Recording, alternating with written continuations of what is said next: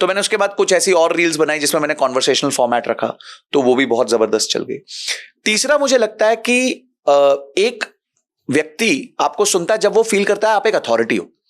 तो मैंने ये नोटिस किया कि जितनी मेरी अच्छी पॉडकास्ट क्लिप्स है जिसमें इंफॉर्मेशन है, अच्छी इंफॉर्मेशन है, वो बहुत चली हैं।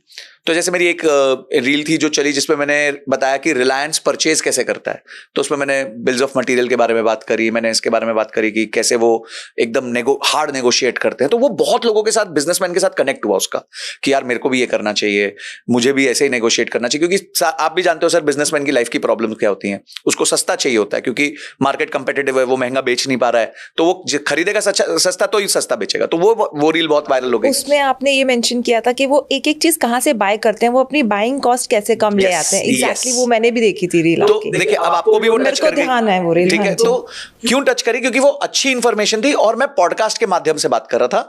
तो पॉडकास्ट में ऐसा दिखता है कि आप एक अथॉरिटी हो। सर उसका चलने का तो एक और भी कारण था, उसमें बम फूट गया था। वो मैं आ रहा हूँ, वो मेरा एक और हैक है। तो तीसरी चीज ये होगी कि जब आप अथॉरिटी के एंगल से बात करते हो तो आई थिंक वहां पे एक और कनेक्शन सॉलिड होता है। चौथा मुझे लगता है एक चीज जो सुपर अंडररेटेड है लोगों इंस्टाग्राम पे, वो है कंसिस्टेंसी। अगर आप हर रोज रील डालो, हर रोज, देखिए इंस्टाग्राम और यूट्यूब ना मेहनत को रिवॉर्ड करते हैं। वो ये देखते हैं कौन सा व्यक्ति मेरे यहाँ रोज आके कंटेंट डाल रहा है, चाहे उसको व्यूज मिलते हैं नहीं मिलते हैं। ऐसा नहीं मेरी हर रील को व्यू मिलेंगे। शुरू की मेरी रील्स को मैं ऐसे देखता रहता था। अच्छा 100 हो गई यार, 100 हो गई। अच्छा अब 100 से 200 होने में कभी कभी 6 घंटे 8 घंटे, अब पहले घंटे के अंदर ही 10,000 15,000 हो जाती हैं। पहले मेरा महीने भर में क्या कहते हैं 100 नहीं ऐड होते थे, अब हम दिन में अगर 5,000 ऐड होते तो बोलते हैं यार आज दिन ठीक नहीं गया, कम लोग ऐड हुए हैं। तो ये लाइफ का पार्ट है। बट ये हुआ जब मैंने 6 महीने नॉन स्टॉप रिगरसली कंटेंट डाला, कॉम्प्रोमाइज नहीं किया, मैंने अपनी तरफ से बेस्ट किया। मैंने ये नहीं सोचा कि यार व्यू नहीं आ रहे यार चल एक अगला कंटेंट हल्का डाल देता हूं। तो आई थिंक वो एक पॉइंट है कि आपको कंसिस्टेंटली नॉन स्टॉप एक ही टाइम पे पब्लिश करते रहना है कंटेंट। बस आप हार नहीं सकते। It's like you going to business every day, you going to work every day.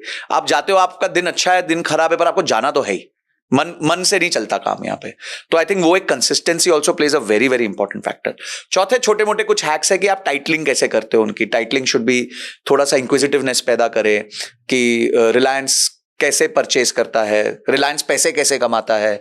अच्छा ये मैंने नोटिस किया है कि आप जब बड़े लोगों की बात करते हो तो वो बहुत चलता है। जैसे आप रिलायंस की बात कर लो, अंबानी की, अडानी की बात कर लो, मोदी जी की बात कर लो, स्टॉक मार्केट में हर्षद मेहता की बात कर लो, राकेश झुनझुनवाला की, जो पर्सनैलिटीज हैं जिनको लोग फॉलो करते हैं, तो उनके ऊपर आप कंटेंट डालते हो तो वो काफी पुश होने के चांसेस होते हैं। तो उस पे आप अपनी जैसे बास्केट है, आपको 30 डेज कंटेंट डालना है, तो आप इस तरीके के कुछ कुछ कंटेंट पकड़ के डाल सकते हो। तो कुछ पोर्शन आप कॉन्वर्सेशनल डाल दो, कुछ पोर्शन आप एंटरटेनमेंट वाले डाल दो, कुछ पोर्शन ये बड़े लोगों का हाथ पकड़ लो एक तरीके से। अब मेरे को याद है कि उनकी प्री वेडिंग थी अंबानीज की, तो मैंने एक रील बनाई थी। वो रील पे इतनी नहीं चली पर वो शॉर्ट पे 31 मिलियन पहुंच गई। यूट्यूब शॉर्ट पे 31 मिलियन पहुंच गई। Yes, today I think it is 31 million. तो उसके बाद मैंने बोला अरे यार ये प्री वेडिंग वाली चल गई, अब जब वेडिंग वाली है तो मैंने एक और बना दी, वो चल गई, वो भी करीबन 3-1 मिलियन चल गई। तो क्या होता है कि आपको इसे हम कहते हैं मोमेंट मार्केटिंग, आपको उस मोमेंट को भी कैप्चर करना है। फिर जैसे आपको राइट इंफॉर्मेशन अगर आप पैकेज करते हो, जैसे अभी मैं बना नहीं पाया क्योंकि मैं पीछे थोड़ा सा बिजी रह गया था, बट मैं इनकम टैक्स पे बनाना चाहता था। जो व्यक्ति अभी फाइल कर रहा है अभी 31 जुलाई आ गए, आज तो वैसे 31 जुलाई है, कि किस तरह के कैपिटल गेन्स होते हैं, उसमें क्या क्या ध्यान रखना होता है, तो वो मैं बनाना चाहता था। वो इन्फॉर्मेशनल होता है, वो स्प्रेड हो जाता है, लोग शेयर करते हैं एक दूसरे से बहुत जबरदस्त। हमें देखिए व्हाट इज इंस्टा का एल्गोरिदम क्या है कि सेव और शेयर जितना ज्यादा होगा उतना ही इंस्टा आपको पुश करता है। तो सेव और शेयर आप करवाते रहो। अब अगला हैक पे आता हूं। ये मैं हैक्स की लिस्ट दे रहा हूं, मतलब लगे जा रहा हूं क्योंकि ये मेरे लिए वर्क किया। Again as I said this was not a strategy, I am joining the dots जो मेरे लिए काम की चीज है। नेक्स्ट चीज जो मेरे लिए काम करी है कि आप है ना मांगो। काफी लोग क्या करते हैं, फॉलोअर्स मांगते नहीं है कि भाई फॉलो करो फॉलो करो। लोगों को लगता है मैं क्यों मांगू। नहीं, आप मांगो। अगर आप अच्छा कंटेंट दे रहे हो तो आप मांगो। उसकी चॉइस है ना वो फॉलो करेगा कि नहीं करेगा, पर उसको तो याद करो तेरे को फॉलो करना था। तो वो कहना कि आप फॉलो कीजिए, I think that is very very important, that is very underrated. लोग थोड़ा सा संकोच कर जाते हैं, मैं फॉलो कैसे करूं, तो मांगो आप। तो वो उसकी चॉइस हो जाएगी कि वो फॉलो करेगा कि नहीं करेगा, वो उसके ऊपर है।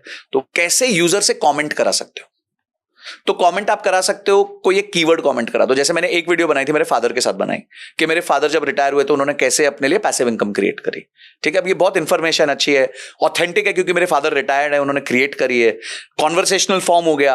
तो एंड में हमने थोड़ा सा मजा डाल दिया उसमें। मजा ये डाल दिया कि पापा बोले कि मैंने बोला पापा आपका 50,000 में चल जाता है? तो पापा बोले हाँ चल जाता है। मैं बोलती है क्योंकि घर मेरा है, पर मैं तेरे लिए क्यों चिंतित हूं, तेरे लिए चिंतित हूं। मतलब क्यों? क्योंकि तेरे पास घर नहीं है। तो एक फनी एंडिंग। फिर मैंने जनता को बोला अगर आप जानना चाहते हो मैं घर क्यों नहीं लेता तो कमेंट में होम लिख दो। तो लोगों ने होम होम होम, और इतने ज्यादा होम, 1000 कमेंट आ गए होम के। अब देखिए इंस्टाग्राम को तो नहीं पता कमेंट में क्या लिखा जा रहा है, वो देख रहा है कमेंट बढ़ रहे हैं, दैट मींस इस पे एंगेजमेंट आ रही है, तो ऑटोमेटिकली वो आपको पुश कर देता है।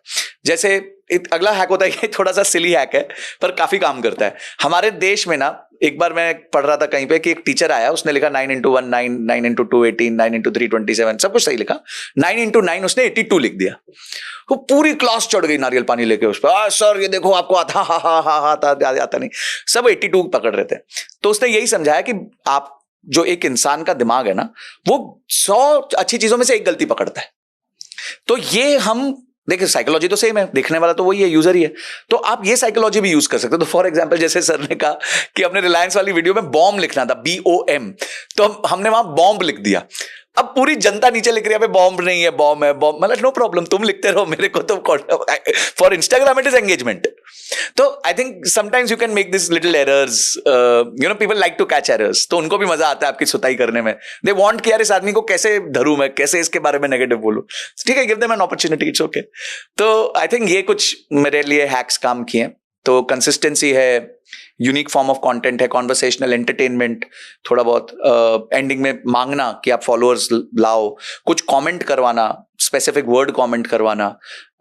और एक हैक है, अगर आप एक अच्छे क्रिएटर हो, आप उनको कुछ ऐसे PDFs बना के दे दो और उनको बोलो कमेंट करे, तो उनको कोई PDF चली जाए या कोई लिंक चला जाए। जैसे मेरा कोई पॉडकास्ट आता है तो मैं उसका प्रोमो डालता हूँ और उसको उनको बोलता हूँ कि आप लिंक लिख दो, तो लिंक अपने आप चला जाएगा। इस तरह की ऑटोमेशन आजकल बहुत इजीली अवेलेबल है। तो वो भी, उससे भी फिर क्या एंगेजमेंट बढ़ता है, लोगों पे लिंक जाता है, फिर आपका दूसरा चैनल, जैसे आज आप पॉडकास्ट कर रहे हैं तो इसका आपको प्रोमो इंस्टाग्राम पे चला दो और उसको नीचे लिख दो लिंक, और मैनी चैट करके एक प्लेटफॉर्म है वहां से कनेक्ट कर दो, तो आपका लिंक ऑटोमेटिकली चला जाएगा, आपको कुछ करना नहीं है, मतलब आपकी मेहनत नहीं लगेगी। तो ये भी एक तरीका होता है आपको क्रॉस प्रमोशन